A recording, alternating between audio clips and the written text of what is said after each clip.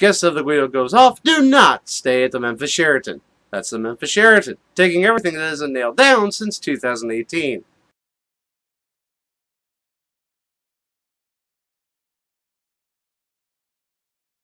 Hello everyone and welcome to this episode of The Guido Goes Off. As always, I thank you folks for watching. I would like to say a special thank you to the new subscribers. I would also like to thank Mike and Sid Holland for sitting down with me to help promote MallCon. And again, if you're in the Quincy area next weekend, please feel free to drop by MallCon, June 22nd, 23rd, and 24th. Well, ladies and gentlemen, apparently Vince McMahon is very upset. For many reasons, probably, but this one is pretty big. As it's been made aware, Madison Square Garden has now started taking wrestling bookings from other promotions. This September, AAA will actually be running a show out of the vaunted venue. It's the first time a non-WWE wrestling event has taken place in Madison Square Garden since the 1920s. We're talking about the days of the Capitol Wrestling Corporation, back when Jess McMahon and Toots Monk were running it. That's like a while. This is like one of the first times I get to drop the name Toots Monk. Because they are also not the only new dance partners that Madison Square Garden is interested in. As it was announced by Sinclair Broadcasting, Ring of Honor is looking to broadcast from Madison Square Garden next year.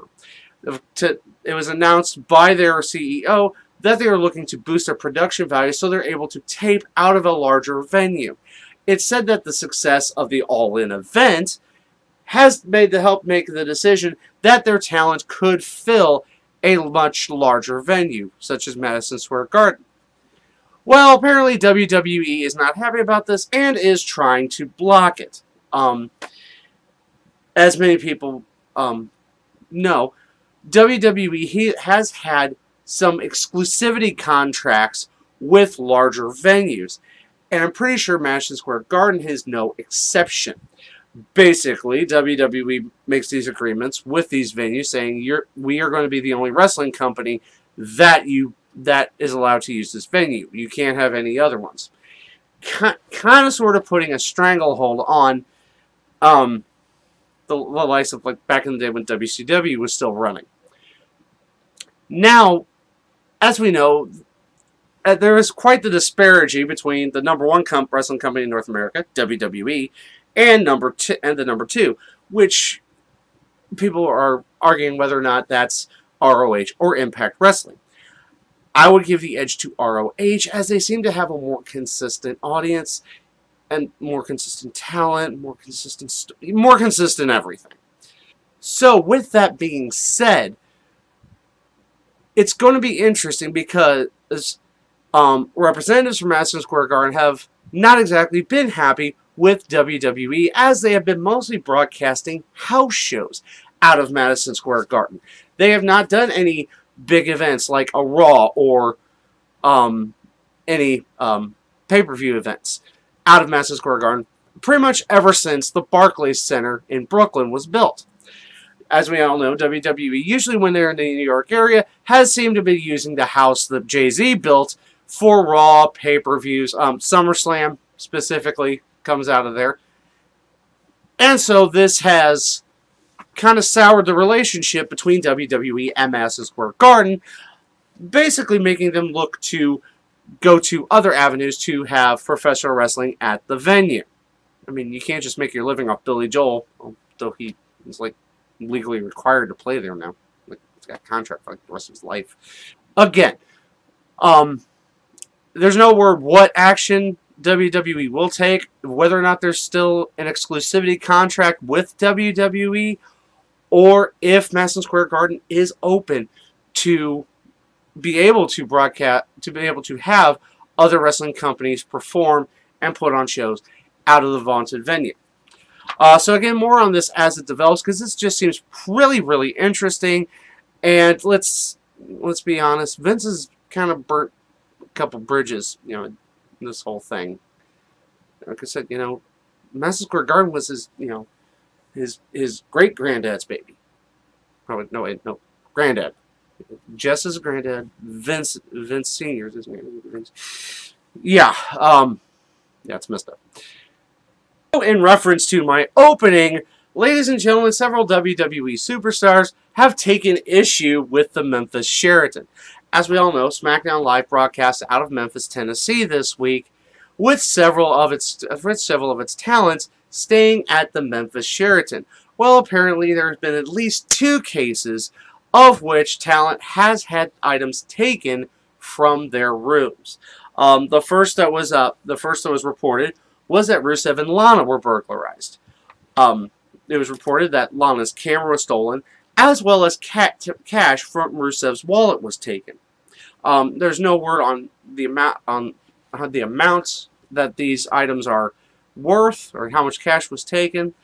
But later on, SmackDown General Manager Paige, #HireTheGuido, also chimed in, basically saying that she also had items taken. She said the hotel had very bad customer service, and that it took over 2 hours to have a salad delivered from room service. Rusev went on to say that after speaking to hotel security, the head of hotel security's response was they shouldn't have left the items in the room. Rusev is, of course, seeking legal action for compensatory damages. Expect a level of trust when you stay at a hotel. I'm not saying that every housekeeper steals stuff, which they don't. However, there's always a couple bad apples. But honestly, in this case, I think it should be easy to find out if whatever housekeeper entered the room and took the items. Look for the one with the Russian accent, because as we saw on SmackDown Live, apparently that was taken too. Another thing I wanted to talk about was the fact that we're finally getting some answers as to why the Authors of Pain have basically disappeared off the face of the earth, or at least haven't been on Raw. As we know, they were called up as part of the Superstar Shakeup this year, and did a few squash matches, and dismissed their manager Paul Ellering. However, they have not been seen since. Well, some things are coming to light, and it also happens to involve Sanity, who was supposedly called up on SmackDown Live, never made an appearance. I think just recently they were at a SmackDown house show. Well, apparently, according to reports, one of the Authors of Pain, I don't know if it was Akam or Razor, did have a visa issue, and so since you can't have, if one has a visa issue, one can't go to work, and so you can't have one show up. Well, you're kind of a package deal. But apparently the issue has been resolved, and now they are simply waiting for the right moment to make them look good. I believe word was they didn't want them looking like Heath Slater and Rhino. And if I were Heath Slater and Rhino, I would be really mad right now. I mean, like, really. But I'm digressing. But in addition to the Authors of Pain, Sanity not showing up on SmackDown Live, like, at all, ever since they've been called up, does make for an interesting question. And it does also bring up something that had been planned for the upcoming Money in the Bank pay-per-view tomorrow night, in case you haven't noticed, or in case you missed the 15,000 reminders WWE has been giving you. Hashtag free new subscribers. Of course, my show is always free for new subscribers. And old subscribers. Any subscribers. Subscribe, please. Apparently, it was in the works for a tag team Money in the Bank match this year. They said it was planned and that they were eventually going to build it, but then with 6 weeks between the Greatest Royal Rumble and Money in the Bank, that they had plenty of time to build up a tag team Money in the Bank match. However, as we know, that has been scrapped. No word as to why. My guess is because Vince hates tag teams. Seriously, look at how WWE's been treating tag teams as of right now. It kind of makes sense. But again, so expect both the Authors of Pain and Sanity to make their returns, or in one case a debut, on the main roster very soon, as they are looking for the right way to bring them back or bring them up, because, like I said, Sanity hasn't debuted yet, because, of course, you want to make them look strong. I mean, not like Roman Reigns strong, but strong enough to be a legitimate threat in the tag team division. And apparently not be Heath Slater and Rhino. Even if you're Heath Slater and Rhino. Well, that is going to do it for this episode of The Guido Goes Off. As always, I thank you folks for watching. So, what do you have to say about the topics that I covered on this episode? Feel free to drop a line in the comments section below. And as always, you can talk to me via my social media. Of course, this address being... Of course, this address being for my Twitter and my Instagram.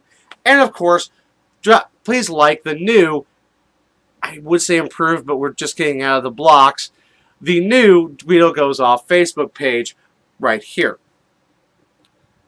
And as always, please like this video, share this with everyone you know. Thank you to the new subscribers, and if you haven't yet subscribed to the channel, please do so. So until next time, which will probably be tomorrow, after Money in the Bank, I am the Guido, and I think we're done here.